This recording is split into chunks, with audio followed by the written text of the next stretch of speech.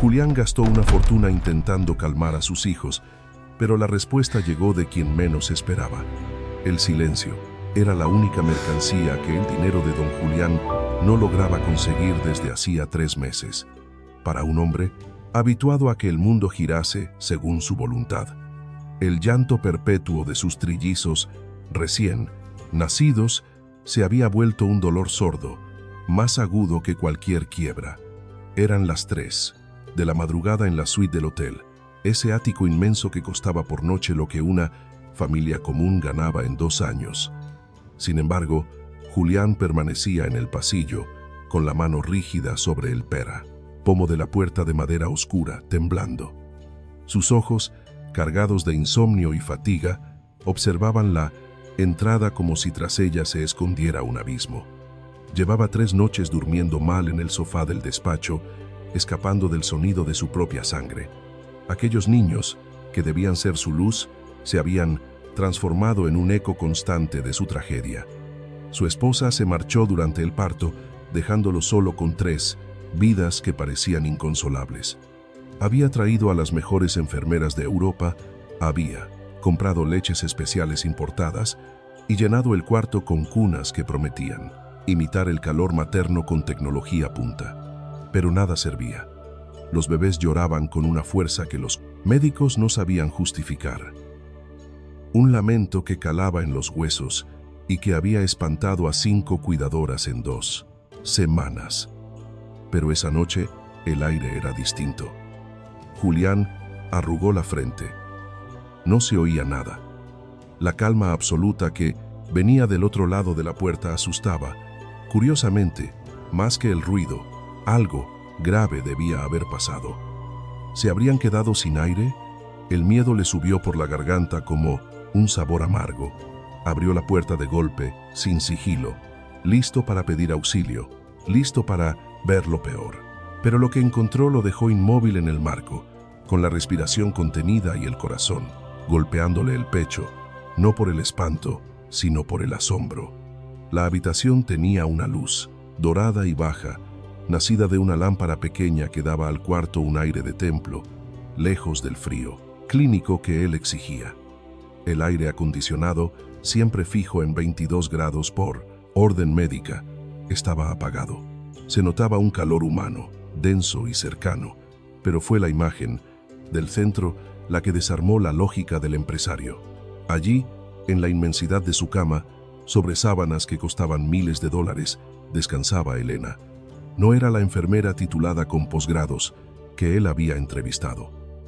Era la chica de la limpieza, la joven de 22 años que había llegado hacía apenas 48 horas para fregar suelos. Una muchacha que solía bajar la vista cuando se cruzaban. Elena yacía boca abajo, vencida por el cansancio, con su uniforme azul de trabajo todavía puesto, limpio pero arrugado.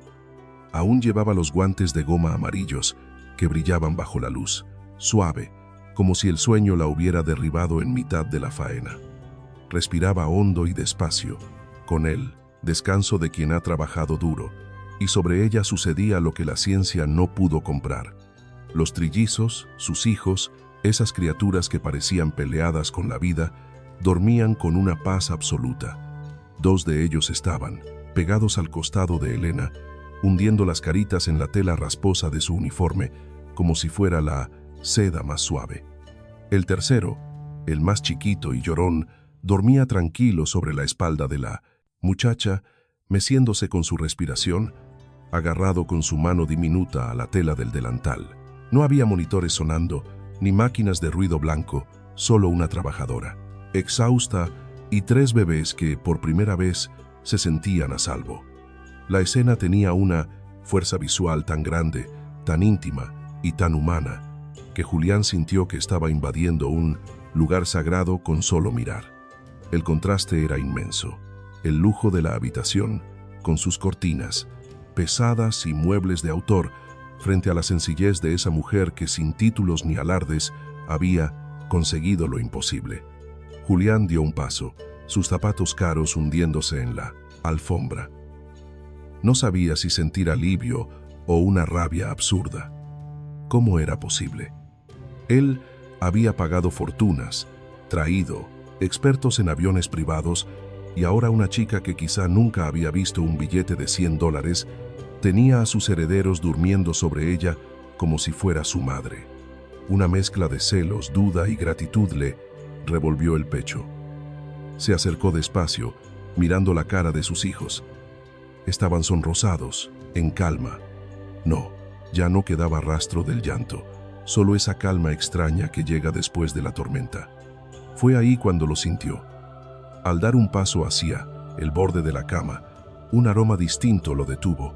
No era la limpieza aséptica de siempre, ni esa fragancia francesa que él compraba para sus hijos. Era un olor profundo, a tierra mojada y raíces. Olía a humo, antiguo, a ruda, a plantas silvestres y a secretos. Algo se despertó dentro de Julián, una memoria que llevaba cerrada bajo 7 llaves desde hacía décadas, un eco de su propia niñez que lo empujó hacia atrás, como si el pasado tuviera manos y lo hubiera tocado. El impacto fue silencioso, pero brutal, obligándolo a sujetarse del cabecero dorado. Ese olor, ese aroma inconfundible a monte bajo. Durante 15 años, Julián había levantado muros de cristal y mármol para olvidar de dónde venía. Su vida estaba diseñada para no oler a nada, para brillar por su pulcritud y su precio. Y sin embargo, allí estaba, el rastro de la pobreza y las creencias viejas colándose en la habitación más cara de su casa, desafiando al aire acondicionado. Su mirada se endureció al instante. La ternura de ver a los niños dormidos se agrió, convirtiéndose en una sospecha oscura, hija de su soledad y de ese orgullo herido que cargan los viudos. ¿Qué había pasado aquí? Su mente, acostumbrada a buscar trampas en los contratos, empezó a tejer sombras. Los doctores hablaban de cólicos raros, de nervios que no cedían, con medicinas normales. Hablaban de hipersensibilidad. ¿Y si la calma era artificial? ¿Y si esta mujer había cruzado la línea? La idea de que una empleada, una desconocida, hubiera usado algún remedio casero o algún sedante imprudente con sus hijos, los herederos de todo lo que él tenía, le encendió la sangre. El miedo se le heló en el pecho y, como solía pasarle, se disfrazó de furia. Esa frialdad cortante que usaba para desarmar a sus rivales. ¿Qué significa esto? Su voz rasgó el silencio sagrado del cuarto, como una piedra contra un espejo. Todo se desordenó en un segundo. Elena despertó de golpe, con el corazón desbocado en la garganta. Su primer instinto no fue huir, sino llevar las manos atrás, protegiendo al pequeño que descansaba contra su espalda para que no cayera, mientras los otros dos se removían, molestos porque el mundo volvía a ser ruidoso. Elena giró la cabeza, con los ojos muy abiertos, encontrándose con la sombra alargada de su patrón, que la miraba con una mezcla de asco y espanto. La muchacha intentó bajarse, torpe por el susto y por el cuidado de no despertar del todo el llanto, que tanto trabajo le había costado calmar. «Señor Villalba, perdón». «Me ganó el cansancio», murmuró Elena, quitándose los guantes amarillos con prisa, como si le quemaran la piel. Sus manos, rojas y curtidas, temblaban a la vista de todos. «No te pregunté si tenías sueño». Julián dio un paso, acorralándola, con su presencia, ignorando que los trillizos empezaban a quejarse al sentir la tensión en el aire. «Te pregunto qué hiciste. Huele a hierbas, a cosas viejas. ¿Qué les diste?» Elena se hizo pequeña, ante la estatura del hombre, negando con la cabeza mientras las lágrimas le llenaban la mirada. «Nada, señor. Se lo juro por lo más sagrado, no tomaron nada. Es que no paraban de llorar. Las enfermeras se fueron porque el ruido las superaba. Yo solo entré a limpiar el baño y los vi así. Estaban morados, señor. Se ahogaban de pura pena. ¿Y por eso te metiste en mi cama con el uniforme sucio?» Julián señaló las sábanas blancas con repulsión, aunque por dentro le dolía ver cómo los bebés buscaban el calor de ella y no el suyo. Eso escocía más que la suciedad. «Pudiste traerles una infección. Son delicados. Pago fortunas a los mejores médicos ¿Y tú crees que con esas manos puedes tocarlos? Tenían frío, señor, lo interrumpió Elena, con una voz que le salió del alma. La valentía de sus propias palabras la asustó, pero era una verdad que sentía en los huesos. No frío de aire, tenían frío de madre. Yo solo los calenté. Julián se quedó mudo. La frase se le clavó en el pecho. Frío de madre. Era una verdad que señalaba su vacío, su viudez, su fracaso, para llenar el hueco que ella había dejado. Pero su orgullo era un muro demasiado alto para caer tan fácil.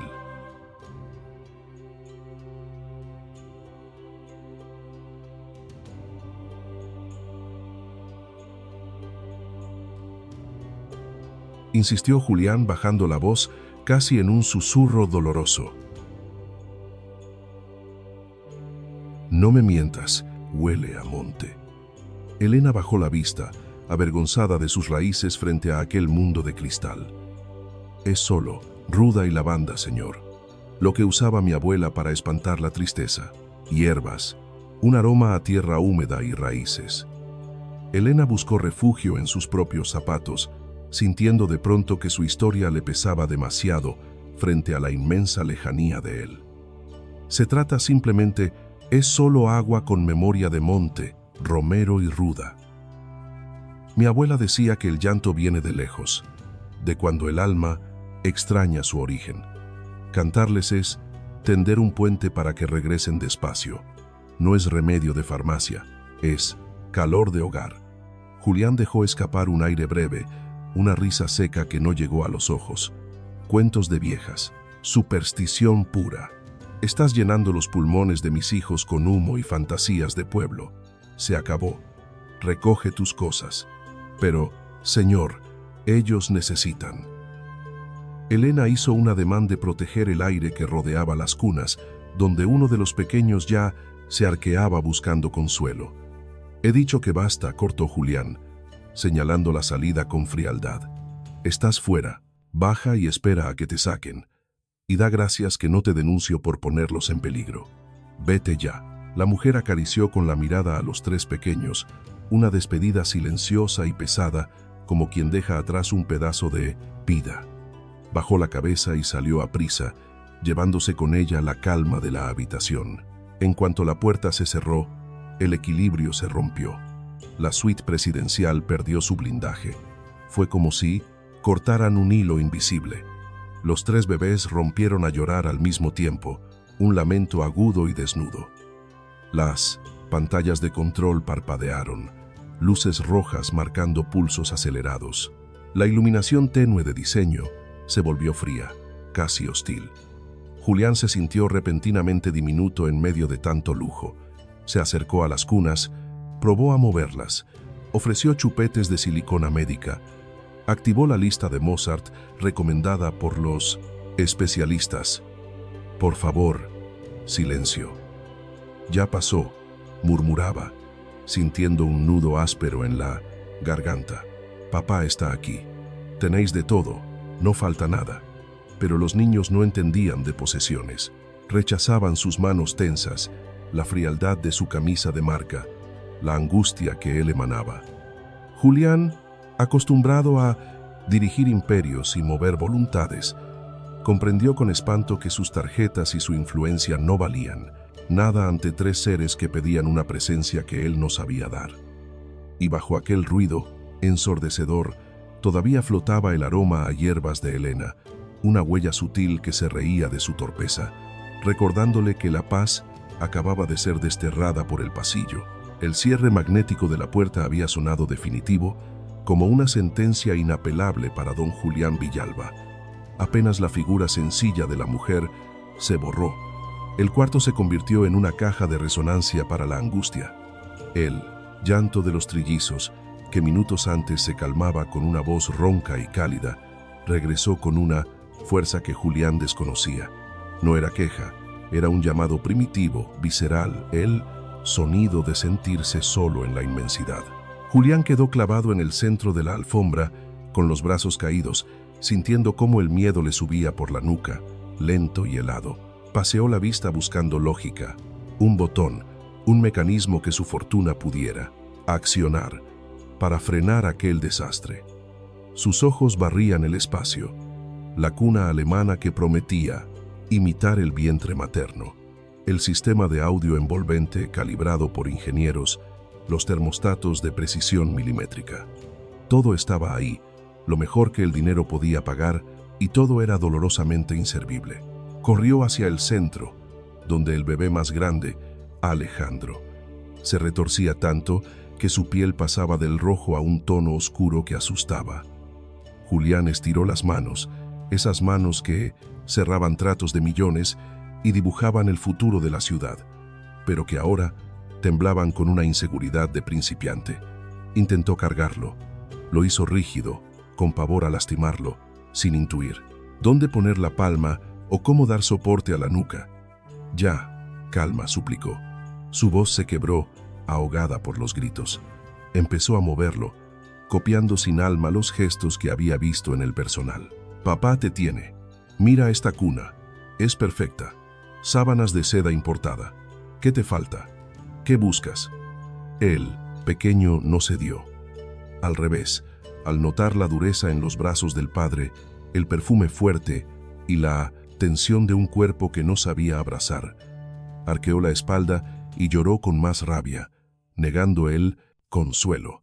Julián sintió ese gesto como un golpe seco en el pecho. Dejó al niño sobre el colchón con prisa, retrocediendo como si el contacto quemara. El estruendo llenaba todo.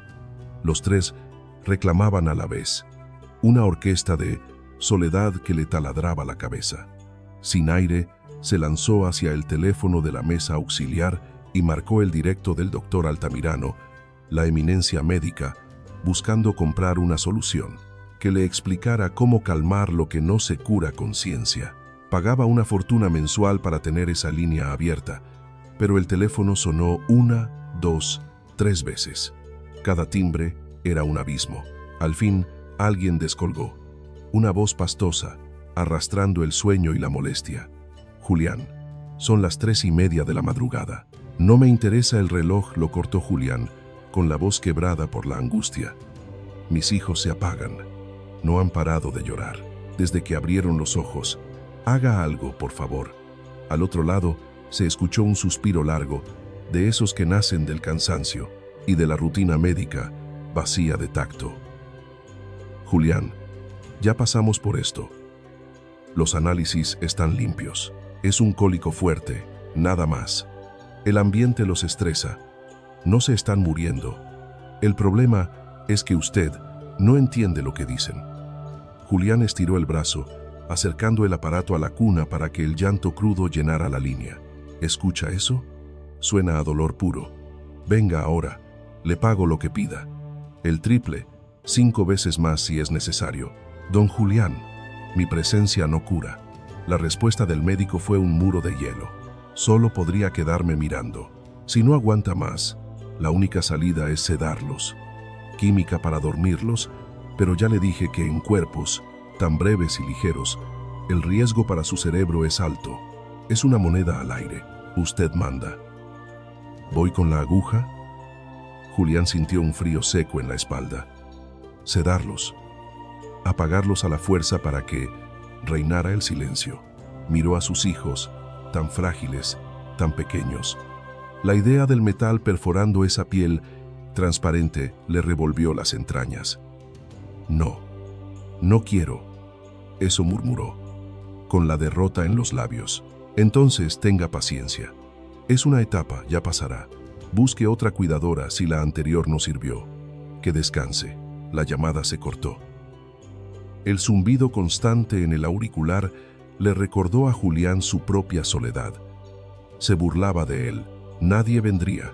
Estaba aislado, completamente solo en su torre inmaculada. Dejó caer el móvil sobre la alfombra. Caminó hacia la cama inmensa, ese desierto de sábanas donde poco antes había silencio. Se desplomó de rodillas, apretándose las sienes, intentando bloquear el estruendo de los llantos. Y ahí, en el fondo de su cansancio, el aroma lo alcanzó. Elena se había marchado, pero su rastro seguía vivo en la tela. Olía a hierba fresca, a tierra mojada tras la lluvia, a humo de hogar. Julián hundió la cara en el edredón. Quería odiar ese olor. Quería sentir asco por la pobreza que le recordaba. Necesitaba sentir rechazo. Necesitaba creer que hizo bien al echarla, pero el cuerpo no sabe mentir y lo traicionó. Al respirar ese aire de pueblo, sus hombros bajaron la guardia, un recuerdo antiguo que él había sepultado bajo capas de cemento y billetes, salió a flote desde lo hondo de su memoria. Se vio niño, con 5 años, ardiendo en fiebre dentro de una casita donde se colaba el agua.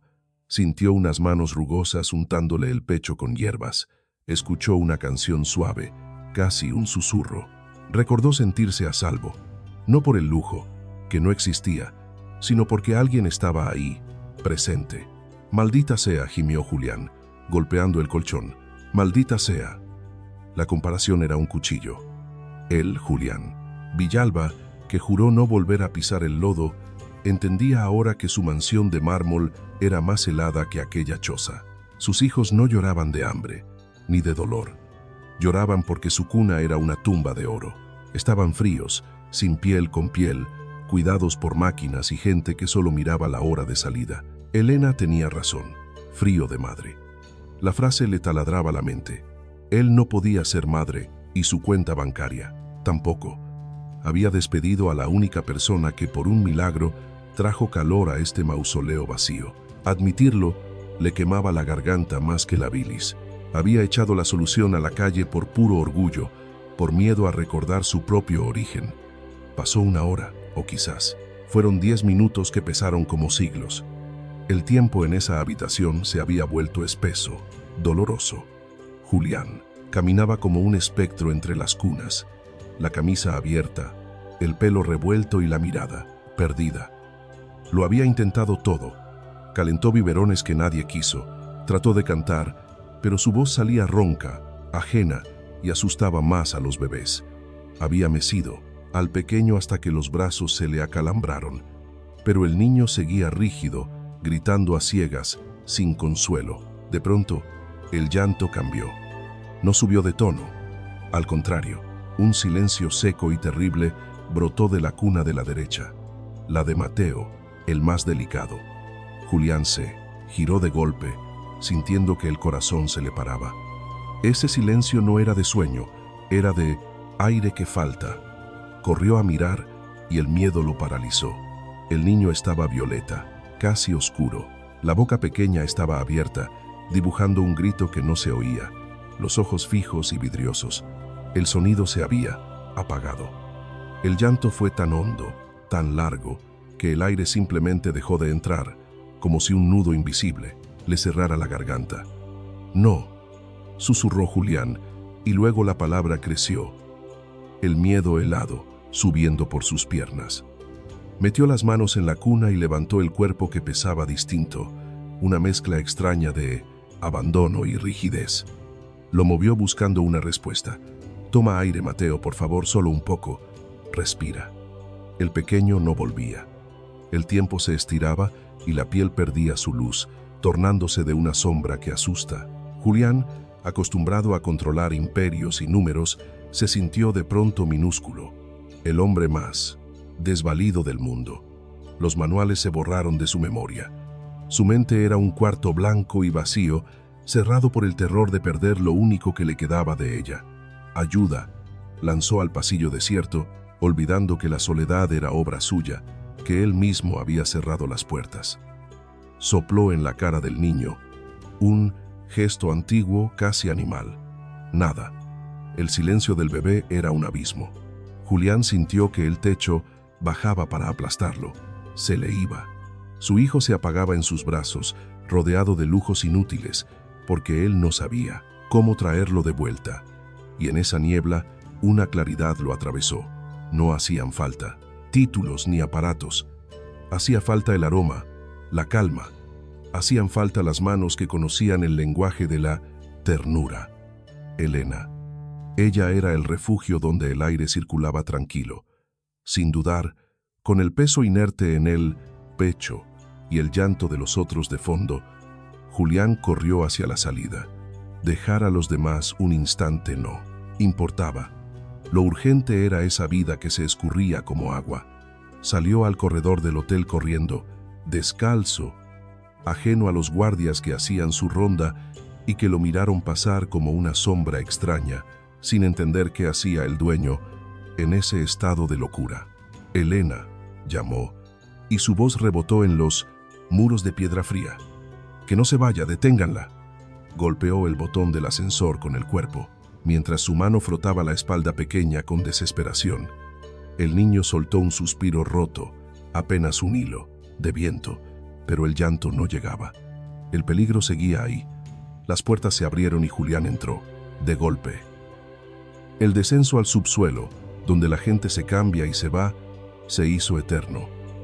Cada piso era una promesa.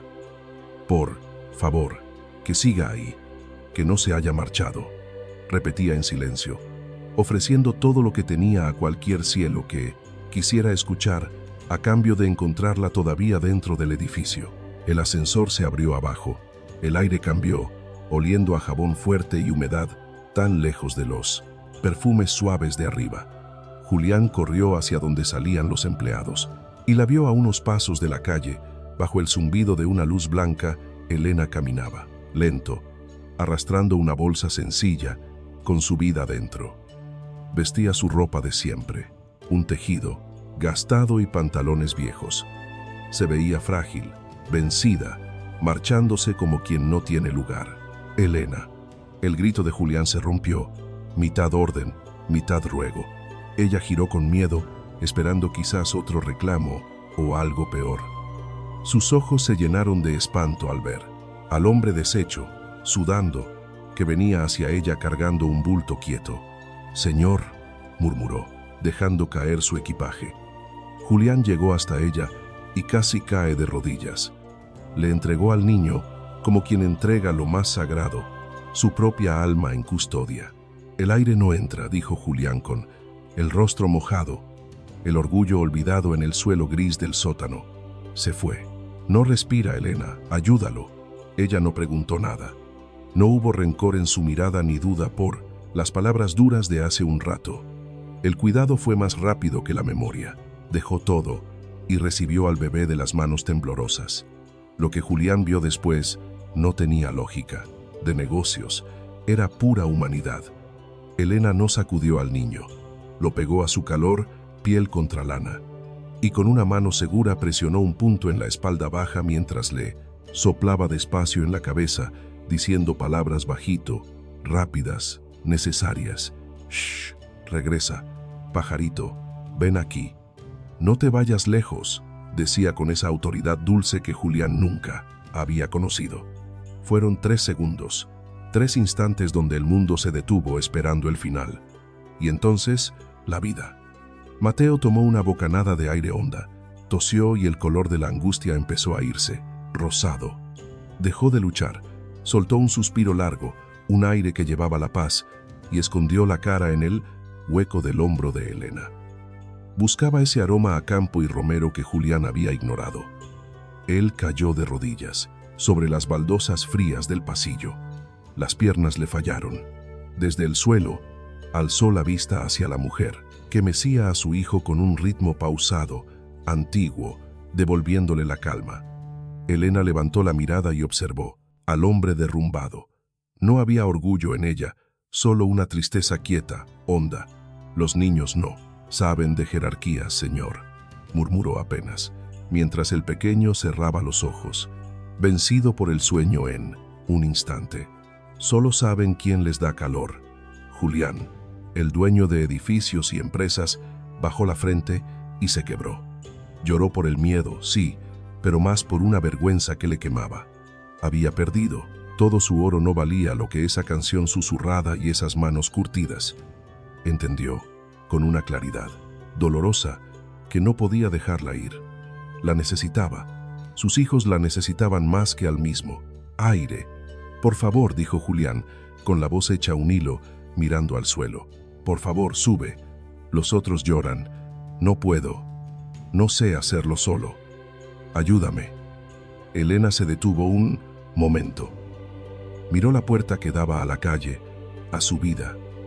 Luego miró al bulto tibio en sus brazos, oyó, lejano, el llanto desesperado que bajaba por el hueco del ascensor. Suspiró, aceptando la carga. Vamos, señor, no se puede dejar a un niño solo. El trayecto hacia arriba fue lento, envuelto en un silencio espeso. Solo se oía el zumbido de los cables y la respiración entrecortada de Julián. Elena tarareaba bajito, apretando a Mateo contra su pecho como si quisiera protegerlo del mundo. Julián, recostado en el metal frío, miraba la escena sin terminar de comprender. Minutos antes reinaba en su torre de cristal, a punto de la tragedia, y ahora la vida de su sangre pendía de los brazos de la mujer que él había querido borrar. Al llegar al ático, el ruido de la realidad rompió la burbuja antes de que se abrieran las puertas. Los gritos de Lucas y Gabriel llenaban el pasillo. No habían parado. Era un llanto seco, de gargantas que arden y soledad. Julián pasó la tarjeta con mano torpe, temblando. Al entrar, el cuarto se sentía hostil. Las luces, demasiado blancas, demasiado fuertes, mostraban el desastre sin piedad. Cosas tiradas, camas deshechas y 2 bebés rojos de ira en sus cunas. Elena no preguntó nada, pasó delante de él. Ya no era la empleada que temía pisar mal. Era una madre que entra a poner orden en el caos. «Apague esa luz, señor», pidió con voz suave pero firme, «y cierre la ventana. El ruido de afuera les hace daño». Julián, acostumbrado a mandar a 1000 personas, obedeció al instante. Corrió a bajar la intensidad y corrió las cortinas gruesas. La habitación volvió a ser una cueva tibia y segura. Elena dejó a Mateo en la cama grande, haciéndole un nido con los almohadones. Luego fue a las cunas. Levantó a Lucas y a Gabriel, uno en cada brazo, con una maña que parecía imposible, cargando el llanto de los dos. Se sentó en la mecedora de cuero que Julián había pedido por catálogo y que estaba de adorno. Empezó el rito, sin medicinas, sin aparatos, solo el vaivén del cuerpo y la voz. Volvió a tararear. Pero el sonido cambió. A medida que los gritos bajaban de tono, la melodía tomó forma. Elena empezó a ponerle letra. Su voz, un poco ronca por el día largo, llenó la frialdad del cuarto de lujo. «A la ru, niño, a la ru ya, duérmete mi cielo, que la luna baja del monte para vernos ya». Julián, parado junto al marco de la puerta, sintiéndose un extraño en su propia casa, se quedó quieto. Al oír aquellas palabras, el cuerpo se le tensó, como si algo antiguo lo hubiera tocado. Esa no era una canción cualquiera, no era una melodía de juguete, tenía un tono muy suyo, un lamento de tierra y sierra mezclado con dulzura, una versión que solo se escuchaba en un pueblo minúsculo y perdido entre montañas. El lugar exacto donde él había nacido. Julián cerró los ojos y de pronto el mármol desapareció. De golpe, regresó a tener 5 años. Sintió el frío de la tierra apisonada bajo los pies descalzos, volvió a ver las manchas de humedad en el techo de lámina vieja y escuchó aquella voz inconfundible, la voz de su madre. Esa madre a la que no veía desde hacía 15 años, doña Socorro, a quien juró buscar en cuanto tuviera algo que ofrecer, pero Alá, que acabó borrando de su memoria, avergonzado de su pasado, mientras trepaba peldaños en otro mundo. Esa canción le pertenecía a ella. Quizá la inventó, o tal vez esos cambios de tono eran su huella personal, su firma. Se la cantaba para espantar el miedo en las tormentas, o para engañar al hambre cuando la cena no existía y el padre, bebido, no aparecía. Si el niño llora, la luna se esconde. Si el niño duerme, el sol responde. Elena seguía, cantando, sin saber que cada nota derrumbaba los muros internos de su jefe. Los bebés, Lucas y Gabriel, dejaron de llorar poco a poco. Sus respiraciones se acompasaron con la melodía. Para ellos era magia, para Julián era un fantasma. Se llevó la mano a la boca, ahogando un sollozo seco. El corazón le golpeaba las costillas con fuerza. ¿Cómo era posible que esa muchacha, esa chica de servicio que no pasaría de los 22 años, conociera el secreto de su infancia? ¿Cómo podía tener en los labios la misma música que él? ¿Intentó olvidar para no sentir la culpa que lo devoraba por las noches? Julián caminó hacia la mecedora, arrastrado por una fuerza invisible. Se detuvo frente a Elena y la miró con tal intensidad que ella hizo una pausa. «Siga», susurró él con la voz quebrada, apenas audible. «Por favor, no pare». Elena, extrañada por la actitud del hombre que antes quería echarla, asintió con timidez y continuó arrullando hasta que los tres niños cayeron en un sueño profundo. La calma volvió acá, la habitación, pero dentro de Julián había un huracán. Con mucho cuidado, Elena acostó a los otros dos bebés en la cama grande, junto a su hermano, rehaciendo ese nido humano del principio. Los cubrió con una manta ligera y se quedó un instante acariciándoles el pelo, vigilando que el sueño fuera real. Luego se enderezó, se secó las manos en el delantal y se giró hacia su jefe, recuperando su postura discreta. «Ya se durmieron, señor Villalba. No creo que despierten hasta que salga el sol. El baño y la canción no fallan. Es mano de santo». Julián no miraba a los niños, miraba a ella. Sus ojos oscuros y cansados recorrían el rostro de la muchacha buscando una explicación. La necesidad de saber era física, una presión en el pecho que no le dejaba respirar con calma. «¿De dónde sacaste esa canción?», preguntó. No sonó a orden, sino a una fragilidad que asustaba. Elena parpadeó, confundida. «La canción, señor, es solo una nana vieja». «No», cortó Julián, dando un paso al frente, invadiendo su aire, pero sin agresividad, solo con urgencia. «No es una nana cualquiera. Esos arreglos no son comunes. La letra, esa parte de la luna y el monte, eso no viene en los libros. ¿Quién te la enseñó, Elena? Dímelo». La chica retrocedió un poco, intimidada por la mirada fija del millonario. Tragó saliva y bajó la vista. «Me la enseñó mi madrina, señor». «Bueno, no es mi madrina de sangre, pero la quiero como si fuera mi mamá». «¿Tu madrina?». Julián sintió un escalofrío. «¿Cómo se llama?». Elena dudó. No acostumbraba a hablar de su vida con los patrones, y menos con alguien tan impredecible como don Julián. Pero vio algo en su cara, una grieta en esa armadura de orgullo que le pedía sinceridad. «Se llama Socorro, señor», dijo suavemente. El nombre cayó en el cuarto como un peso. «Muerto. Socorro». El mundo de Julián se frenó en seco. Se quedó sin aire y tuvo que agarrarse del respaldo de la silla para no caer. Era ella. Tenía que ser ella, pero necesitaba la certeza. Necesitaba confirmar que la vida le estaba pasando la factura más cara. «Socorro», repitió, saboreando el nombre que no pronunciaba hacía 15 años. «Descríbela. ¿Cómo es?». Elena sonrió con tristeza, con una mezcla de cariño y pena. Le brillaron los ojos al hablar de la mujer que quería. «Ay, señor, doña Socorro es una santa. Vive en las afueras, en la colonia La Esperanza, donde se acaba el asfalto. Ya está mayor, tiene las manos deformes de tanta artritis, de tanto lavar ropa ajena toda la vida. Tiene el pelo blanco como nieve y los ojos. Tiene los ojos más tristes que he visto nunca». Cada palabra era un golpe directo a la conciencia de Julián. Manos deformes de lavar ropa. Lavaba para pagarle la escuela a él, para comprarle los uniformes, con los que iba a estudiar, soñando con ser alguien.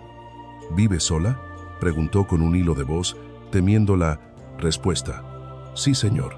Vive solita en una casita de tablas», siguió Elena, tomando confianza al ver que su jefe escuchaba de verdad.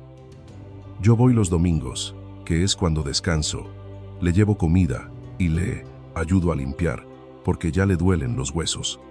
Ella es sabia, cura con hierbas y sabe arreglar el empacho. Todo lo que hice hoy con sus hijos me lo enseñó ella». Elena calló. Su cara se puso triste, miró hacia la ventana cerrada, como si buscara algo a lo lejos. Pero sabe, señor, aunque yo voy, ella vive esperando. Tiene una silla vieja frente a la ventana que da al camino. Se pasa las tardes ahí sentada, viendo quién pasa. Julián sintió que los ojos le ardían, una nube de agua, tibia nublándole la vista. Sabía a quién buscaba. Dios lo sabía. ¿A quién espera?, preguntó, aunque la cunza. Respuesta, ya le dolía en el pecho. Necesitaba oírlo. Necesitaba el golpe de la realidad para quebrarse del todo. A su hijo, respondió Elena suspirando hondo. Tiene una foto antigua en la mesa, en un marco de madera tallada. Es un muchacho joven, guapo, con cara de querer comerse el mundo. Ella siempre cuenta la misma historia. Dice que su hijo, su Juliancito, se fue a la ciudad a ser alguien. Dice que ahora es un hombre importante, un señor de negocios. Julián se tapó la boca ahogando un grito. El llanto se le vino encima, mojando su camisa, de seda fina. Juliancito. Nadie lo llamaba así desde hacía décadas. Elena, sin saber que hablaba con el dueño de ese nombre, siguió movida por la pena que sentía por la anciana. A veces me da rabia, señor, con todo respeto. Ella dice que él no vuelve, porque está ocupado salvando el mundo, que es un buen hombre. Pero yo veo cómo le prende una vela, cada noche a la Virgen, para que lo cuide. Apenas tiene para comer. A veces hace caldo, con pura agua para que rinda, pero nunca habla mal de él. Jura que un día cruzará esa puerta y ella le va a tener lista su comida favorita. ¿Qué? ¿Qué comida?, preguntó Julián con la voz hecha pedazos. Mole dulce, señor. Dice que a su Julián le encantaba el mole dulce con arroz rojo. Julián se rompió. No fue un llanto, callado. Fue el llanto de un hombre que descubre que ha levantado su vida sobre un suelo de barro. Se dobló sobre sí mismo, abrazándose el estómago. El mole dulce, su plato, el que ella le preparaba en sus cumpleaños, juntando monedas por meses para comprar el chocolate y los chiles. Elena se asustó al ver a su jefe deshacerse así. Dio un paso. Inquieta, señor Villalba. ¿Está bien? Dije algo malo. Perdóneme si hablé de más. No quería molestarle con penas ajenas. Julián levantó la mano para pararla, negando con la cabeza. No le salía la voz. La culpa era un animal vivo que le comía por dentro. Miró a sus hijos durmiendo en paz, salvados por la memoria de la mujer que él abandonó. La vida tiene vueltas crueles. Él tenía millones, pero era un mendigo del alma. Y su madre, en una choza, con las manos gastadas, había mandado con Elena la única cura para sus nietos, sin saber siquiera que existían. No era solo que Elena conociera a su madre, era que la vida le estaba dando una lección a golpes. Su riqueza no había servido para nada. Lo que salvó a sus hijos fue la herencia de un amor que él rechazó. Julián se secó las lágrimas con fuerza, una decisión nueva naciendo en sus ojos rojos. La vergüenza seguía ahí, pero ahora había algo más. Prisa. Elena, dijo enderezándose, recuperando la postura, pero esta vez con humildad y sentido. ¿Sabes llegar a esa casa ahora mismo? Ahora. Elena miró el reloj. Eran casi las 5 de la mañana. Señor, es madrugada y es un barrio feo. Su coche no entra por esos caminos de tierra y es peligroso. No me importa, cortó Julián con fuego en la mirada. No me importa si tengo que ir a pie. No me importa si dejamos el coche en el lodo. Vamos a ir ya. Pero, ¿para qué, señor? ¿Qué tiene que ver doña Socorro? Elena estaba perdida. No entendía nada. Julián la miró fijo y por primera vez se quitó la máscara de empresario intocable. Porque esa mujer, Elena, esa mujer que espera y toma sopa de agua. La voz se le quebró otra vez, pero forzó las palabras. Esa mujer es mi madre, y esos bebés que duermen son sus nietos. El silencio que siguió fue absoluto. Elena se llevó las manos a la boca, sus ojos abriéndose enormes, mientras miraba a Julián, y luego a los niños. En ese instante, el ruido del mundo se detuvo dentro de su cabeza. El empresario distante y el niño, que huyó de casa, resultaron ser el mismo hombre. Julián no gritó, solo sintió la urgencia de moverse, de buscar abrigos y mantas, de buscar un perdón que tardó demasiado. «Prepara a los niños», dijo en voz baja. «Nos vamos, ahora mismo. Nadie se queda aquí. Volvemos a donde pertenece mi madre». La salida del hotel fue un acto, silencioso y apresurado, que quedó grabado en la memoria de la noche. Eran las 5:15 de la mañana, cuando la luz todavía es una promesa, y la neblina abraza las calles. El vestíbulo, que siempre brillaba impoluto y solemne, vio pasar una escena llena de verdad. Don Julián, el hombre que solía caminar sin ver a nadie, cruzó aquel espacio enorme cargando 2 portabebés con una torpeza humana, con la ropa desordenada y el gesto deshecho. Detrás iba Elena, con el tercer pequeño dormido, en su pecho y una bolsa improvisada con lo poco que pudieron reunir. El recepcionista nocturno se levantó asustado, creyendo que ocurría una desgracia. Pero solo era la vida abriéndose paso. «¿Necesita ayuda, don Julián?», preguntó el muchacho, confundido al ver a su jefe con los ojos vidriosos y el alma a la intemperie. No respondió Julián, sin detener su marcha hacia la puerta. «Solo dame las llaves de la camioneta. Manejo yo». El empleado quiso protestar, hablar de protocolos, pero la mirada de Julián lo detuvo. No era un momento para normas. «Las llaves», repitió, con una voz que no admitía esperas. Un momento después, bajaban al subsuelo. En la penumbra del estacionamiento, las manos de Julián temblaban al pelear con los broches de las sillas. Se le escapó una maldición ahogada, fruto de los nervios. Elena, en cambio, acomodó a los niños con esa calma antigua que tienen las madres, asegurándose de que el frío no los tocara. Cuando el motor despertó, Julián apoyó la frente en el volante. Respiró hondo, tratando de calmar el corazón. Estaba a punto de cruzar un puente que rompió hace 15 años. Iba a volver al pasado. El vehículo salió hacia la calle, dejando atrás el refugio del concreto. Las luces de la ciudad pasaban rápidas, como recuerdos que uno prefiere no mirar. Dentro del auto, el aire pesaba, cargado de cosas no dichas. Elena iba al lado, mirándolo de reojo, tratando de encajar las piezas de esa nueva realidad. El hombre duro de los negocios era el hijo perdido de doña Socorro. La vida tiene giros que marean. Julián conducía aferrado al volante con fuerza, como si fuera lo único que lo sostenía. Su cabeza era un torbellino. A medida que se alejaban de los edificios altos y entraban en los barrios sencillos, sentía que se le caía la máscara.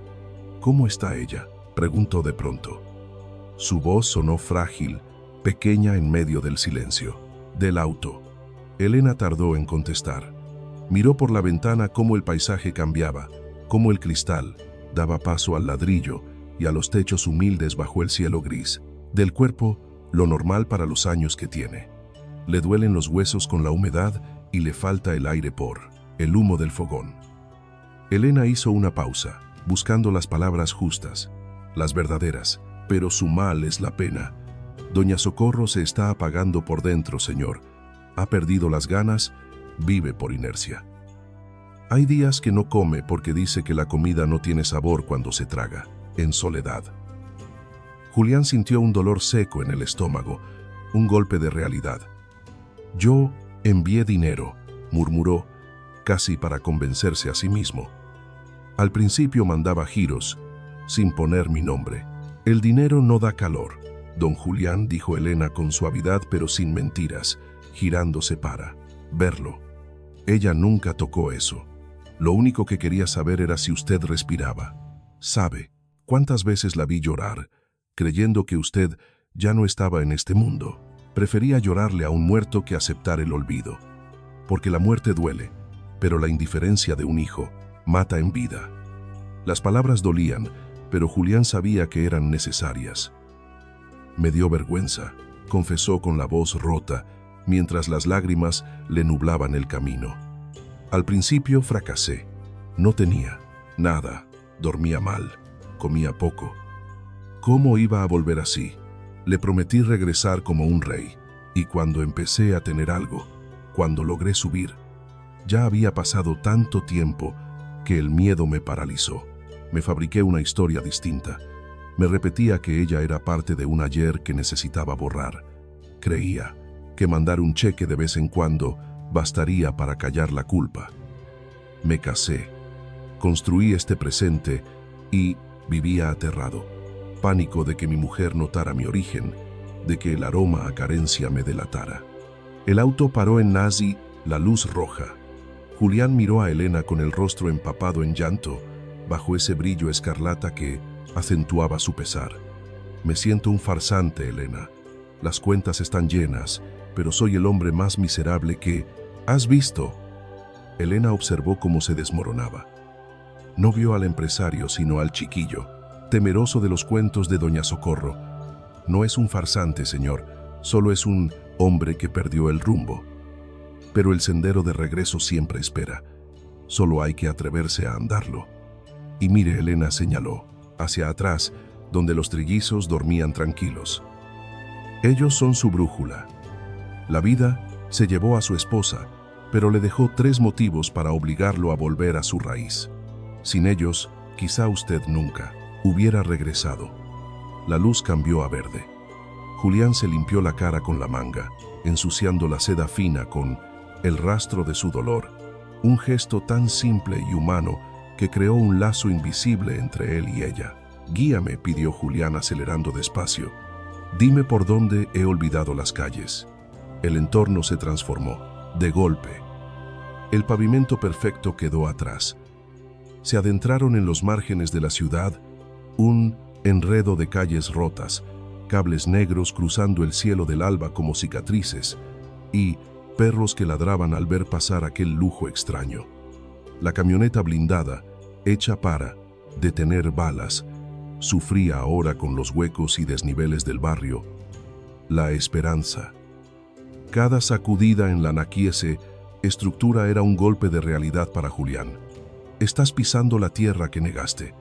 El olor del aire era otro. Aún con los vidrios arriba y el aire filtrado, Julián lo sentía. Olor a leña, a masa de maíz, a desagüe, a suelo mojado. El aroma de su niñez. El corazón le golpeaba, las costillas con fuerza. Iba a enfrentar su juicio, y el juez era una anciana de 70 años pelando papas en una mesa coja. La camioneta negra, una bestia tecnológica de más de $200,000. Parecía una nave espacial caída por error en esas calles de tierra, pisada de la colonia La Esperanza. El contraste era doloroso, casi una ofensa. Avanzaban y las casas se veían más frágiles. Obras eternas con hierros oxidados apuntando al cielo como dedos, que señalan, techos de lámina con piedras encima para burlar al viento, y frentes de colores, intensos que el sol y el agua habían borrado. Julián manejaba lento, esquivando pozos de lodo y rocas. La gente que salía a la jornada, hombres esperando el transporte, mujeres barriendo el polvo de las aceras, se paraban a mirar con mezcla de curiosidad y recelo. Por allí, un coche así solo traía 2 noticias: la policía o el crimen organizado. Nadie pensaba que dentro iba un hijo pródigo temblando. «Es la próxima a la izquierda». «Señor», susurró Elena, indicando un callejón angosto donde el auto apenas pasaba. Junto al pirul, Julián giró el volante. El camino era de tierra suelta. Las llantas finas resbalaron en el barro antes de agarrarse al suelo y entonces la vio. Al fondo de la calle cerrada, tras una malla de alambre atada con retazos de cuerda, estaba la casa.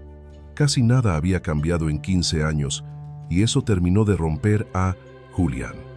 Era una construcción pequeña, sencilla pero digna, con muros blancos que pedían a gritos, una capa de pintura. El techo de zinc brillaba suave bajo la primera luz gris del día, pero lo que impactó a Julián no fue la carencia, sino el esmero. El jardincito, apenas 1 metro de tierra al frente, estaba lleno de vida. Geranios en latas de aceite usadas, macetas remendadas con alambre donde crecían hierbas. Todo estaba barrido, en orden. Era el grito silencioso de quien, sin tener nada, mantiene su dignidad entera. «Pare aquí, señor», dijo Elena. «El auto no entra hasta el fondo». Julián apagó el motor. El silencio cayó de golpe. Solo se oía un gallo a lo lejos y su propia respiración difícil. Sus manos seguían pegadas al volante, incapaces de soltar. «¿Y si no me perdona?», preguntó mirando la casa, con pánico. «¿Y si me cierra la puerta, Elena? La dejé sola 15 años, no tengo derecho a... Estamos». Elena soltó el cierre de seguridad y posó su mano en el brazo tenso de Julián. El toque fue breve, pero sólido. Ella es madre, y las madres no cierran la puerta por dentro, aunque la cerradura esté dura por la pena. Elena miró atrás. Los niños empezaban a desperezarse. «No llegas con las manos vacías. Traes vida». Julián asintió, pasando saliva con dificultad. El miedo no servía de nada. Bajaron. El frío de la mañana le mordió la cara, trayendo ese olor a humo de leña que se te mete en la memoria. El golpe seco de las puertas del auto sonó demasiado, fuerte en la quietud del campo. Julián levantó 2 canastillas. El peso era bueno. Lo ataba al suelo. Le prohibía huir. Elena tomó al tercero y la bolsa. Cruzaron los 20 metros de tierra hasta la 0, entrada. El terreno estaba lleno de baches y los zapatos de suela fina de Julián resbalaban. Calzado de oficina, inútil para el camino de regreso.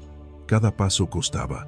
Llegaron a la reja, despintada, donde el azul celeste cedía paso al óxido.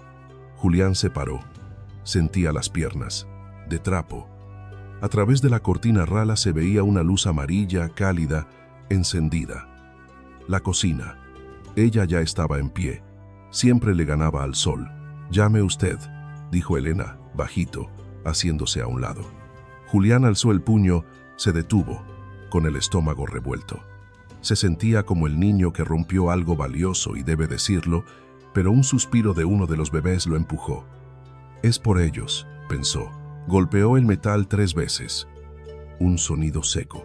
El eco se comió el silencio del amanecer. Segundos largos. Adentro se arrastró una silla, pasos sin prisa, el roce de unas pantuflas viejas contra el piso. Julián dejó de respirar. «¿Quién?», preguntó una voz. Julián cerró los ojos. Sonaba más rasposa, más gastada, de lo que guardaba en su memoria. Pero era ella, la voz que curaba y regañaba, la que lo había buscado en sueños durante 15 años. «¿Quién es tan temprano?», insistió. El cerrojo correrse. La puerta gimió al abrirse y ahí estaba. Doña Socorro parecía haberse encogido. El tiempo le había curvado la espalda, cargándole un peso que no se veía. Vestía sencillo, con su delantal y un rebozo gris sobre los hombros. Su pelo, que recordaba negro, ahora era nube blanca. Su cara era un mapa de surcos profundos, caminos trazados por la espera en esa casa vacía. Pero fueron sus ojos los que desarmaron a Julián.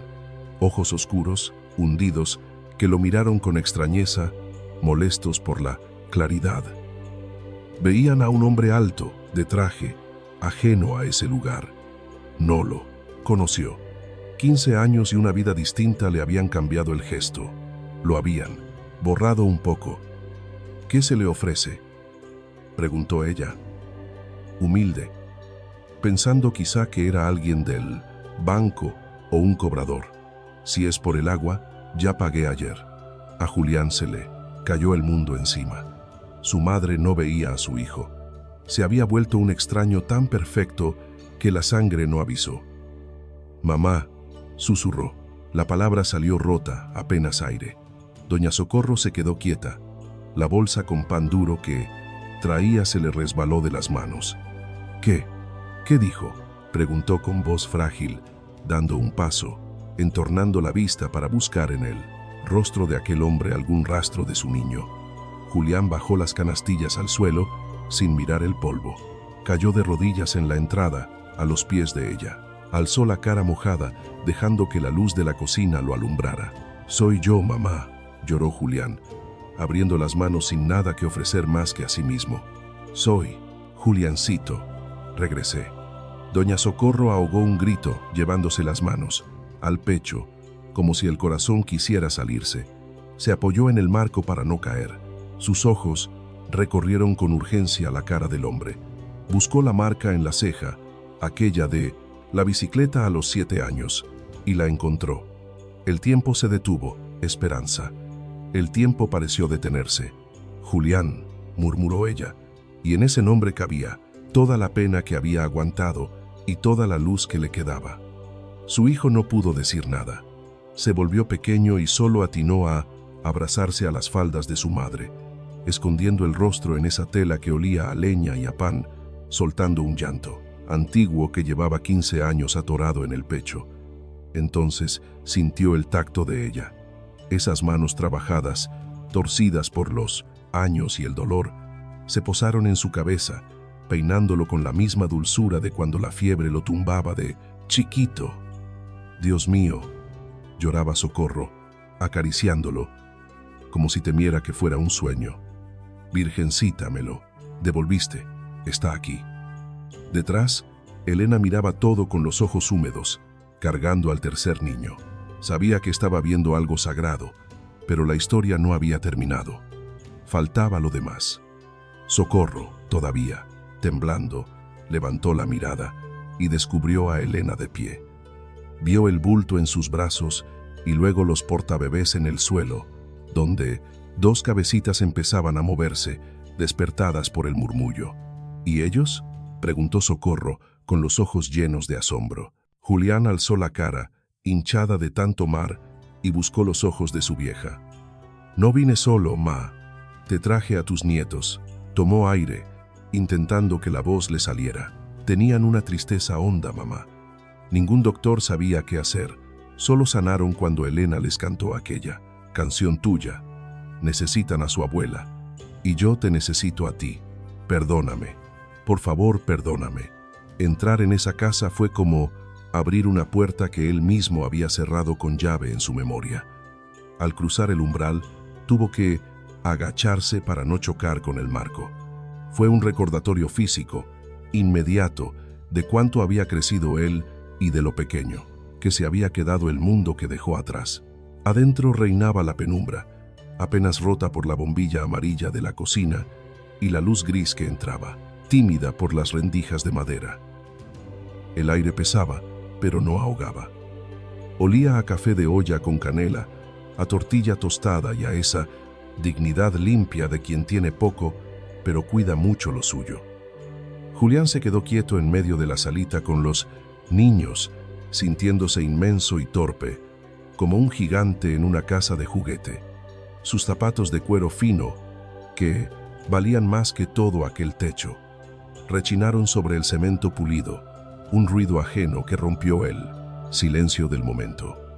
«Pasen, que hace frío», dijo doña Socorro, cerrando la puerta con pulso inestable. Su voz era un hilo, frágil, como si un movimiento brusco pudiera romper la visión de su hijo. «La casa está tirada, mi hijo. Si hubiera sabido que venías, hubiera barrido mejor. Hubiera. La casa está perfecta», mamá la cortó Julián, con un nudo en la garganta. Verla pedir perdón por la humildad de su hogar, el mismo sitio donde ella se dejó la vida para darle un futuro a él, lo hizo sentirse la persona más pequeña del mundo. Caminaron hacia la cocina, el verdadero corazón de la casa, y allí se encontró con la imagen que se le quedaría grabada para siempre. En el centro, bajo la luz cruda del foco, estaba la mesa. Era de madera vieja, cansada, calzada con cartones doblados para que no cojeara. El mantel de hule con flores ya había perdido el color, marcado en las orillas por el calor de tantas ollas. Era la misma mesa donde Julián estudiaba con velas cuando cortaban la luz. La mesa donde comía frijoles imaginando banquetes. Verla ahí, resistiendo el tiempo igual que su madre, fue el golpe de realidad más duro. Elena entró detrás, cargando a Mateo, y con respeto dejó la pañalera sobre una silla de pino. Doña Socorro se apoyó en la mesa, como quien busca un ancla para no caerse. Miró a los bebés sobre el hule gastado y luego a su hijo. Sus ojos iban y venían, tratando de coser los pedazos de una historia que no terminaba de entender. «Son 3», susurró la anciana, tapándose la boca con la mano. «3 angelitos. ¿Son tuyos, Julián? ¿De verdad son mi sangre?» «Sí, mamá», respondió él. Se acercó a la mesa, pero no se sentó. Sentía que no merecía ocupar su vieja silla. «Son trillizos, Mateo, Lucas y Gabriel. Tienen 3 meses». Doña Socorro estiró la mano para tocarlos, pero se frenó en el aire. Miró sus propios dedos, chuecos por la artritis y manchados de tierra y carbón. Luego miró la ropa impecable de los niños, esos trajes blancos, tan suaves, que parecían brillar en la oscuridad de su cocina. Sintió la distancia entre su mundo y el de ellos, pero el amor, que no entiende de telas ni de manchas, terminó por empujar su mano hacia la piel tibia de sus nietos. Y en ese contacto, el tiempo volvió a correr. Ella retiró la mano con prisa, ocultándola bajo la tela del delantal, vencida por la pena. «Están inmaculados», murmuró, con la voz quebrada y la vista clavada en el suelo. «Yo traigo la mugre del corral, hijo. Acabo de faenar. No puedo tocarlos. Son criaturas de seda, no están hechas para este polvo». Esas palabras, niños, de rico, no llevaban veneno, pero a Julián le dolieron más que un golpe seco. «No, madre, no hables así». Él dio la vuelta a la mesa, buscó las manos de ella y las liberó de su encierro de tela. Las apretó fuerte. Sintió la piel curtida, dura como la corteza, donde cada línea contaba una fatiga antigua. «Estas manos valen más que todo mi dinero. Ellos no necesitan higiene de hospital. Se me estaban apagando de pura soledad en aquel hotel, mamá. Se morían de frío porque les faltaba este calor». Elena, quieta en la penumbra, junto a la estufa fría, dio un paso al frente. Sintió que debía hablar para derribar ese muro de vergüenza. Doña Socorro dijo con dulzura: «El Señor no miente». Los chiquitos lloraron sin consuelo toda la noche. Nada servía. Solo hallaron paz cuando les tarareé esa melodía suya, la que usted me enseñó. Reconocieron su esencia en la música. Vinieron buscándola a usted. La anciana alzó la mirada, con los ojos vidriosos iluminando la oscuridad de sus pupilas. «¿La canción?», preguntó, sin creerlo. «¿Esa vieja tonada?» «Sí», madrina, confirmó Elena. Y al oírla, entendieron que el camino llevaba a casa. Socorro miró a los críos. Otra vez. Algo cambió dentro de ella. El miedo a mancharlos desapareció ante un llamado más antiguo, una fuerza de la sangre que no entiende de clases. Se restregó las manos con urgencia en el paño de la pared, frotando hasta que la piel quedó roja y limpia. Se acercó al portabebés, donde Lucas ya se removía inquieto, haciendo gestos, a punto de estallar en llanto por despertar en sitio ajeno. Cuando Doña Socorro levantó al primero, fue como si una pieza perdida del mundo volviera a su lugar tras años de ausencia. Julián dejó de respirar. Un miedo absurdo lo invadió. ¿Y si el niño rechazaba a la vieja? ¿Y si lloraba por el olor a humo o el tacto de la lana basta? Si eso ocurría, Julián sabía que se rompería por dentro. Sería la prueba de que había estropeado a sus hijos para siempre, haciéndolos incapaces de amar lo sencillo. Pero sucedió algo quieto y milagroso, más fuerte que cualquier remedio de farmacia. Doña Socorro alzó a Lucas con una firmeza que desmentía su cuerpo frágil. Acomodó la cabeza del niño en el hueco de su hombro y lo envolvió en el chal, gris, una prenda que tenía más inviernos que el propio Julián. «A ver, mi vida, mi pedazo de cielo», susurró, y su voz rasgada se volvió suave como el algodón. «Ya estás con la abuela, ya llegaste. Aquí no hay miedo, aquí manda la abuela Socorro». El bebé, que ya arrugaba la cara para el berrinche, se frenó en seco.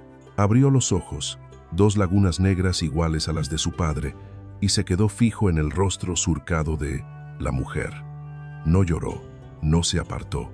Soltó un suspiro largo, un sonido de descanso total, y metió la nariz en el cuello de ella, aspirando el aroma a leña y a casa. Su mano diminuta y pálida se cerró sobre el dedo chueco de Socorro, aferrándose con ganas. «Me conoce», dijo Socorro entre sollozos, y el llanto comenzó a mojar el pelo ralo del bebé. «Julián, mira, sabe quién soy». Julián se dejó caer en la silla de madera que crujió bajo el peso y se tapó la cara. Rompió a llorar con una fuerza que le movía todo el cuerpo. Veía a su hijo, ese que rechazaba el lujo, y a las enfermeras extranjeras, tranquilo en brazos de la abuela que él había negado. Fue el fin de su soberbia. Elena, con los ojos húmedos, trajo a Mateo para ponerlo en el regazo de la anciana y luego acercó a Gabriel. Socorro, en su silla de siempre frente a la mesa gastada, parecía ahora un árbol antiguo sosteniendo sus ramas nuevas. «Señor Julián», dijo Elena, con voz segura, cortando el llanto del hombre, «tiene que oír esto. Los médicos no daban con el mal porque no era cosa del cuerpo, era una dolencia de la raíz». Julián alzó el rostro hinchado, mirando a la muchacha que ahora parecía su guía. «¿Qué dices?» «Los niños lo sienten todo, señor», explicó ella, acariciando la espalda de uno, mientras Socorro besaba al otro. «Sentían el agujero que usted lleva en el pecho, sentían la culpa. Notaban que usted era un tronco talado, sin suelo. Un niño no crece en paz si su padre flota en el aire, olvidado de su origen. No lloraban por dolor de tripa, lloraban llamando a la tierra, a la abuela. Entendió que el viaje no era para los niños, sino para que él pudiera volver a respirar. Usted no vino a salvarlos, ellos lo trajeron para que se salvara usted». La frase de Elena quedó flotando en la cocina, pesada y cierta. Julián miró a su madre. Allí estaba, pequeña en estatura pero inmensa en presencia, iluminada por una claridad que ignoraba la pobreza de las paredes. No había juicio en sus ojos, solo había una mujer amando, recuperando el tiempo, con besos suaves en las mejillas de sus nietos. Julián sintió que las piernas le fallaban y se dejó caer al suelo de cemento. Avanzó de rodillas hasta ella, volviendo a ser el niño que buscaba refugio cuando el mundo se ponía oscuro. «Mamá», soltó con un hilo de voz, abrazándose a sus piernas y sintiendo el roce de los pies de sus hijos. «Perdóname, fui un tonto. La ambición me tapó los ojos. Creí que si regresaba a este lugar volvería a ser nadie. Pensé que los billetes me daban valor.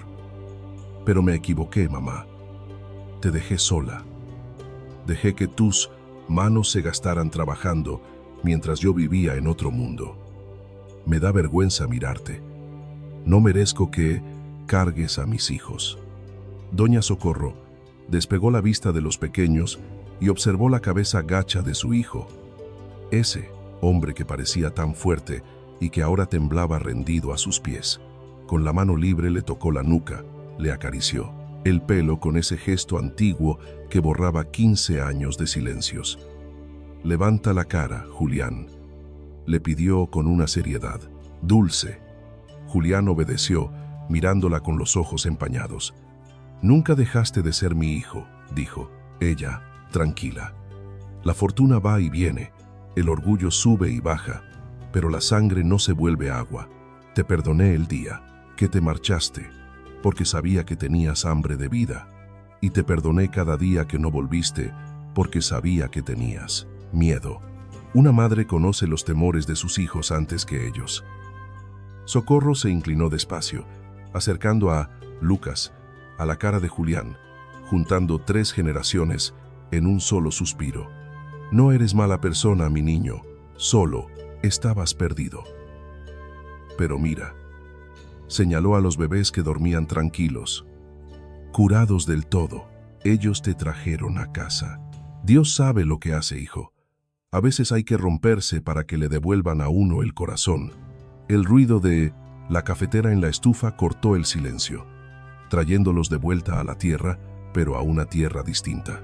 El aroma del café llenó el cuarto, mezclándose con el olor a talco y a la humedad vieja de la casa. Julián tomó aire. Por primera vez en años, sintió que los pulmones se le llenaban de verdad. El peso en el pecho se había ido. «No me voy a ir otra vez, mamá», prometió Julián besándole la mano.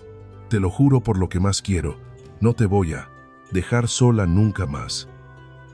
Más te vale, contestó Socorro, y una sonrisa sin dientes pero llena de luz le cambió la cara, recuperando esa chispa que Julián creía olvidada.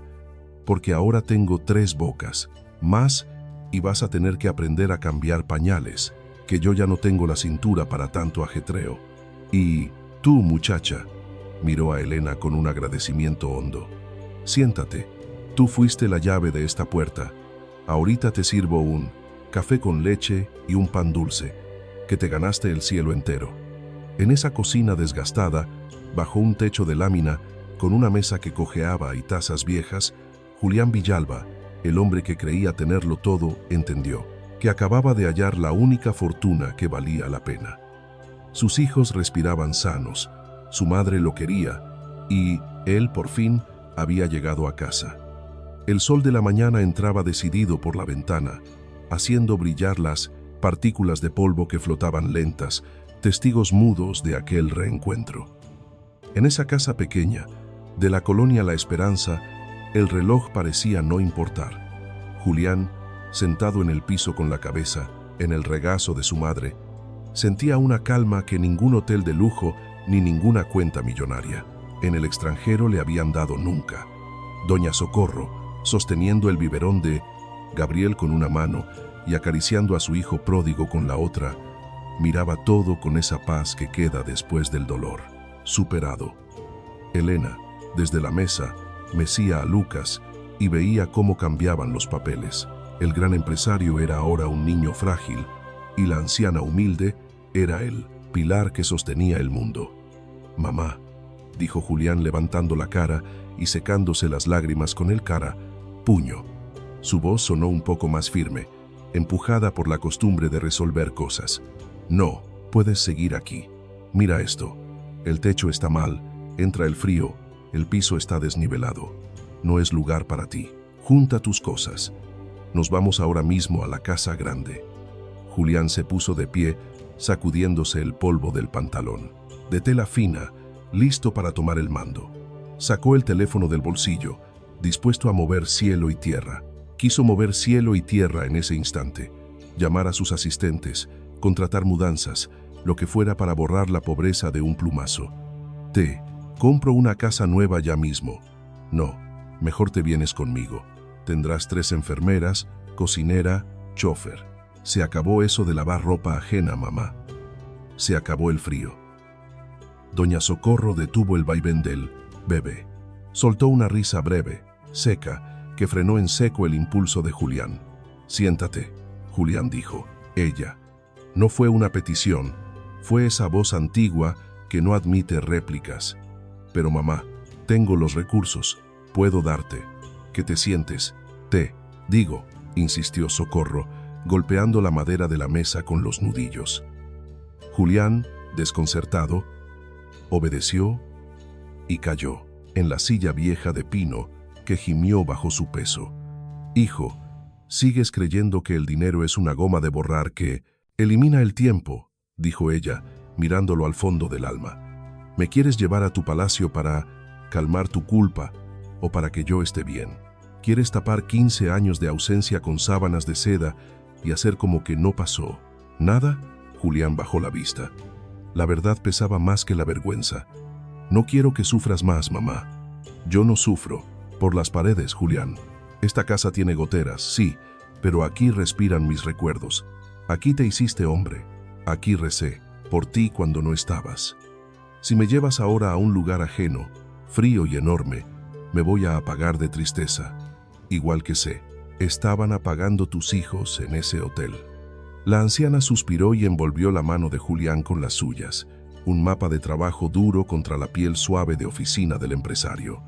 «No me voy a ir hoy, ni mañana. Si quieres, que sea tu madre de nuevo. Aprende a ser mi hijo aquí. No puedes arrancarme de mi tierra como si fuera una hierba seca. Hay que regar la raíz antes de mover la planta». «¿Y entonces qué hago?», preguntó Julián, perdido. «No puedo dejarte aquí y volver al hotel. No puedo separarme de ti otra vez y los niños te necesitan, pues te quedas», sentenció Socorro con sencillez. como si fuera lo más natural del mundo. Hay un catre en el cuarto de atrás. Es duro. No es tu cama de rey, pero está limpio. Y Elena cabe en el sofá. Si de verdad quieres recuperar a tu familia, Julián, habita mi mundo antes de pedirme que yo habite el tuyo. El desafío estaba sobre la mesa. Julián miró el entorno. La cocina sencilla, el baño que seguramente helaba en invierno, el ruido de la calle colándose. Su versión de ayer habría huido con asco, pero el padre que vio a sus hijos revivir gracias a esta mujer no vaciló. Me quedo, aceptó Julián. El tiempo que tú digas. Esa mañana marcó el inicio de la otra vida de Julián Villalba. No hubo juntas directivas ni revisión de la bolsa de valores. Hubo, en cambio, una lección de realidad. Julián, con su camisa de $500 arremangada, tuvo que aprender a calentar agua en la estufa para bañar a los niños en una tina de plástico porque el calentador solar fallaba.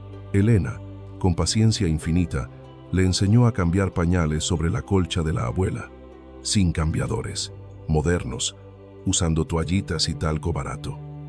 Al mediodía, el hambre apretó.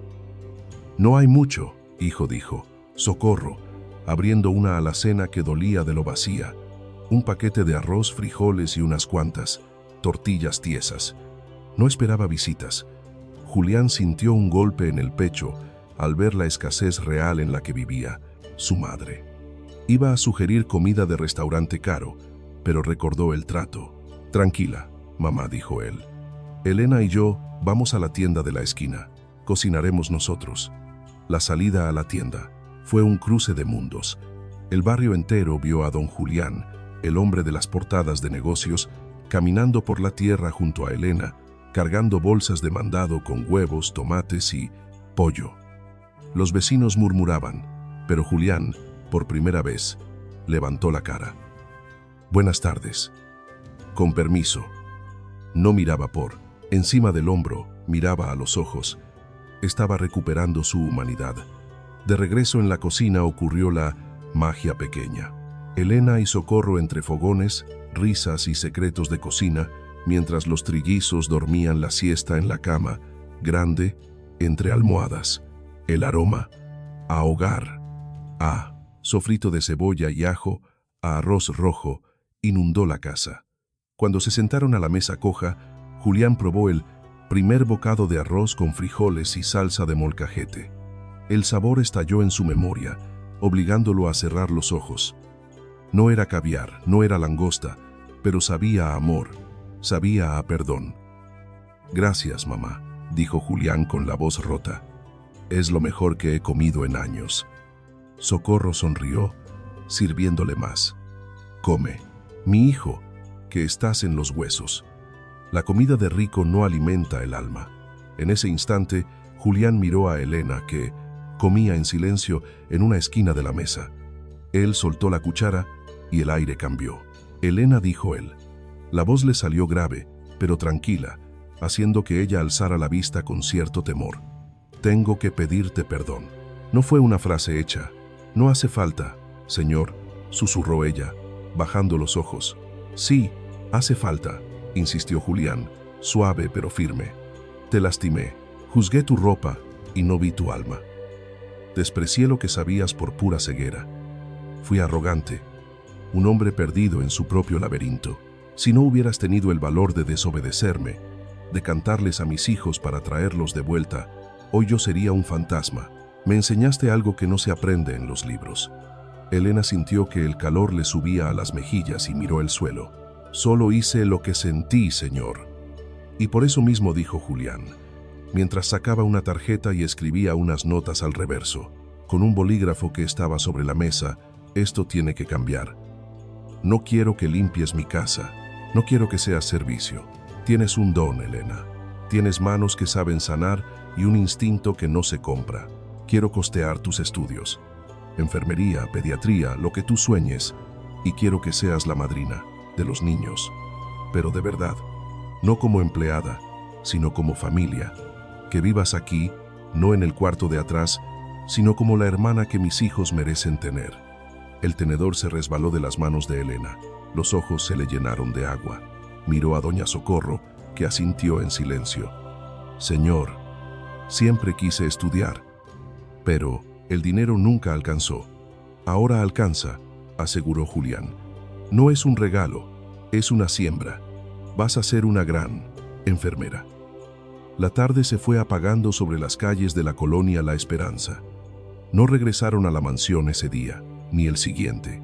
Julián pasó una semana durmiendo en un colchón en el suelo, en casa de su madre, aprendiendo a ser papá, aprendiendo a ser hijo otra vez, sanando su propia historia con cada pañal y cada plato que enjabonaba. Fue la semana más plena de su existencia. 1 año y medio después, el jardín de los Villalba ya no parecía una foto fría de revista de arquitectura. Donde antes había esculturas de metal y un césped que nadie podía tocar, ahora había vida. Un columpio colgaba de las ramas del roble viejo. Había triciclos volcados en la hierba y, lo mejor de todo, un huerto. Tomates, calabazas, chiles y hierbas aromáticas crecían libres en medio de la zona más exclusiva de la ciudad. Julián salió a la terraza abrochándose los puños de la camisa. Su cara era otra. Esas líneas duras que tenía en la frente se habían borrado, dejando paso a las arrugas que salen de tanto reír. Ya no usaba esos trajes negros de luto. Llevaba una camisa azul, arremangada, y no le importaba la pequeña mancha de chocolate que llevaba en la manga, regalo de uno de sus hijos. «Papá, papá, mira». El grito llegó desde el huerto. Julián bajó los escalones de piedra de 2 en 2. Ahí, entre la tierra revuelta, estaban Mateo, Lucas y Gabriel. Ya no eran bebés frágiles, eran 3 remolinos de casi 2 años, con las rodillas sucias y unas sonrisas sin dientes que lo iluminaban todo. Y en el centro, sentada en un banco bajo, con su sombrero de paja y esas manos que nunca dejaban de trabajar, estaba doña Socorro. Al principio no quiso vivir en la casa grande, así que Julián le construyó una casita en el terreno, una réplica de su hogar en el barrio, pero cómoda y digna, para que tuviera su rincón, su cocina y su paz, aunque estuviera a unos pasos de sus nietos. Pero con el tiempo, la presencia de Socorro se fue extendiendo por toda la mansión. La cocina del chef ahora tenía una esquina que era territorio exclusivo de sus ollas de barro y su comal. «La abuela dice que este es mío», gritó Gabriel, alzando un tomate rojo y medio chueco, como si fuera un trofeo. «Claro que sí», mi cielo, rió Socorro, limpiándole la carita con el delantal, que ahora era de tela buena, pero con la forma de siempre. «Pero lávalo, mugroso». Julián se acercó y le dio un beso a su madre en la cabeza. Aspiró ese olor a ruda y romero que se había vuelto el aroma de la casa. «Buenos días, ma». «¿Cómo amanecieron esas rodillas?» «Mejor que tú, que seguro te la vives sentado», bromeó ella, dándole una palmadita en la mano. «Anda, ayúdale a tus hijos a regar, que se secan las plantas». De pronto, alguien apareció por el camino de piedra de la entrada. Era una mujer, joven, con luz propia, vestida de blanco impoluto, con libros bajo el brazo y un estetoscopio al cuello. «Tía Elena», gritaron los trillizos a la vez, soltando los tomates y corriendo hacia ella como si fuera lo mejor del mundo.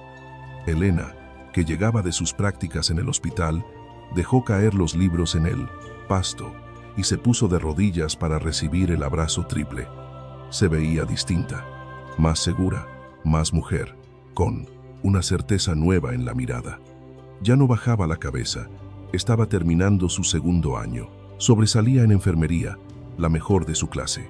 «Despacio, que me manchan la ropa», decía ella entre risas, dejándose abrazar. Al preguntar cómo se habían portado con la abuela, Lucas no tuvo piedad. «Fatal», soltó, y la carcajada de los mayores rompió el hielo. Julián miraba todo desde lejos, con esa sensación de pecho lleno, casi apretado. Observó la fachada. Aquello ya no era un panteón frío, tenía vida, respiraba, había cambiado también las cosas en la empresa. Puso guarderías y mejoró los sueldos. Creó un sistema de ayudas, la Fundación Socorro, para que jóvenes como Elena no tuvieran que dejar los libros. Ella se le acercó y le dio un beso en la mejilla, con ese cariño que da la confianza. Don Julián, ya están las notas. Saqué un 10 en anatomía. Él sonrió. En el fondo, sabía que lo lograría. Esto hay que celebrarlo. Tu madrina prometió mole dulce, gritó Socorro desde el fondo del jardín, y arroz rojo, pero nada de servicio hoy, Julián. La mesa la ponen tú y los niños. Hay que recordar lo que cuesta llevar el plato a la boca. Entendido, mamá, aceptó él, sintiéndose niño otra vez. Cenaron fuera, bajo el cielo abierto, sin cristales finos, solo risas y manchas en el mantel. Doña Socorro presidía, flanqueada por su hijo y Elena. Los pequeños, con el estómago lleno, luchaban contra el sueño en sus sillas. Julián observó a su madre. Ella miraba el jardín con una paz infinita en el rostro. Luego fijó la vista en la repisa de la chimenea. Allí descansaba aquel marco, de madera tallada, testigo de tiempos más duros. Pero la foto antigua y gastada ya no estaba. Ahora había una imagen nueva, nítida. Socorro en el centro, como el roble que sostiene la casa. Julián abrazándola, Elena sonriente y los trillizos al frente. Él levantó su vaso, de agua. Llevaba tiempo sin probar alcohol y brindó en silencio mirando hacia arriba. Gracias, pensó, buscando a quien ya no estaba. Gracias por enviarme la ayuda para romper mi propia dureza. Por Elena, por devolverme a mi madre. La voz de Socorro interrumpió su diálogo interno. ¿En qué piensas, hijo? El café se enfría. Julián le tomó la mano y la besó. Pensaba que tenías razón, mamá. El dinero levantó los muros y llenó la despensa, pero lo que sanó a mis hijos y me curó a mí, eso no tuvo precio.